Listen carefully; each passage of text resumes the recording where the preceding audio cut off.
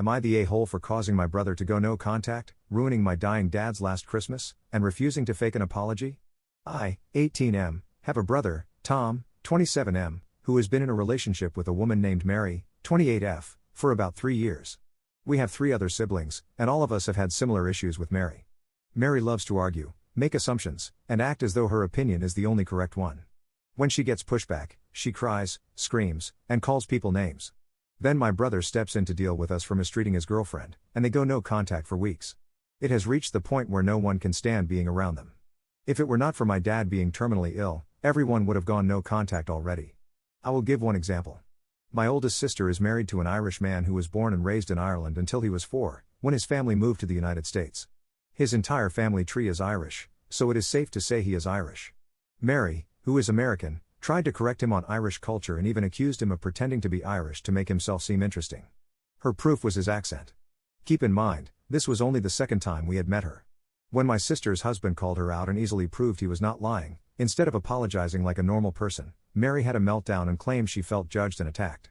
My brother and brother-in-law got into an argument, and my brother demanded that my brother-in-law apologize.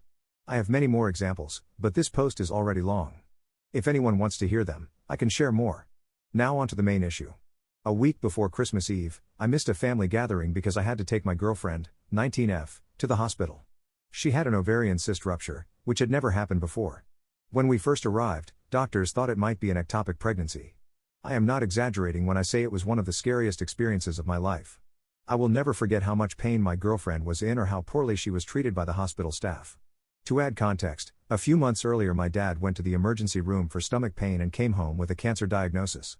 I was terrified that I might lose my girlfriend too. I was explaining this to my older sister, including how angry I was that my girlfriend was literally on the ER floor crying in pain while staff walked past her for hours without giving her anything for the pain.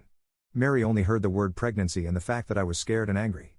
She immediately went off on me, accusing me of being careless with protection. I am not, saying I would be another teenage deadbeat dad, and claiming that if I did not want kids I should get snipped.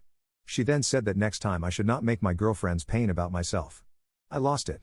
I called her a dumb witch who only hears what she wants so she can start drama and ruin yet another family gathering.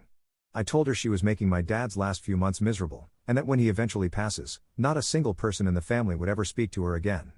I said that if she does not learn to keep her mouth shut, one day someone will teach her that crying and screaming do not get you out of consequences. She began screaming at me, calling me names, and threatening to tell everyone that I am a walking red flag with anger issues. At that point, my sister jumped in and explained why she hates Mary as well. A cousin and sister-in-law joined in too. Tom, who had been outside, came in and got in my face about his girlfriend. He threatened to go no contact and never let us see his child.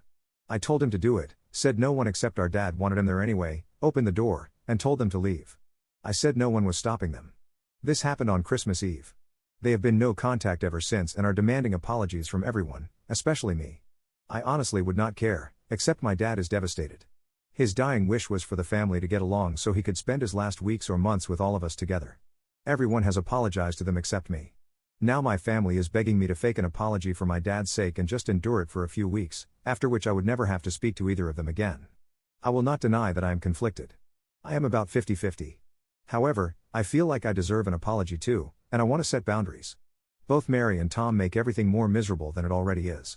My sister says I am being an a-hole, just like Tom. So, am I the a-hole if I refuse to apologize and, as a result, prevent my dad from having his dying wish fulfilled?